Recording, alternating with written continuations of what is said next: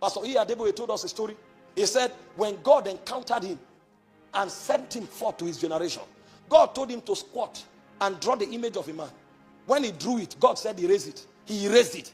And God told him, the same way you erased that figure, he said, that's how I will erase you the day pride takes over your soul. So the humility is a virtue, but it's also a code. They just finished the Holy Ghost service. Guess what happened? The auditorium is 3 kilometers by 3 kilometers. It was packed. You know where overflow was? Another auditorium that is 1 kilometer by 1 kilometer. It was packed. That's overflow. And he stood and said, we want to work on the camp. We need some money. I need 10 of my sons to give me 1 billion, right? I need 100 of them to give me 100 million. I'll be 1,000 of them. And then I need 10,000 to give me 1 billion. That's 30 billion. Now, he raised them. So you have no right to challenge him. You go and raise your own sons. He didn't say, Nigerians, give me money. My sons. You know what it means? I built them. What they are came from my loins. So they are an extension of who I am. So when they give, they are giving to themselves. Because they were made by this grace. And he didn't even say they should give him to buy a car.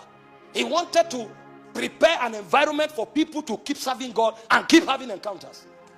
And then some churlish people who know nothing about anything come up, they are talking nonsense. Have you raised anybody? Why not begin by raising first? What you should even be talking is, how can a man raise people as much as 10 who can give 1 billion?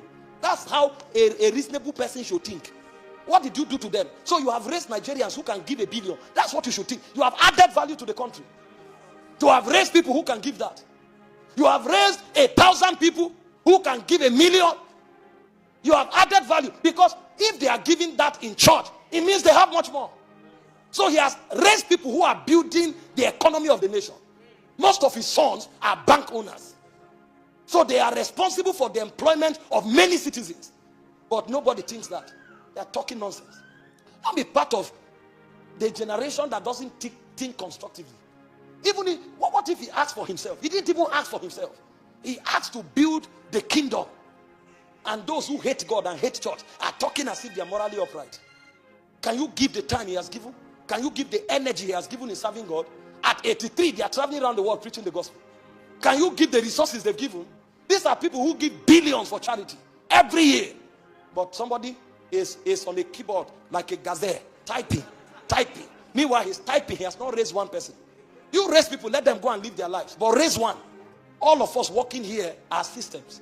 The Bible said you are a city set upon the hill that cannot be hid.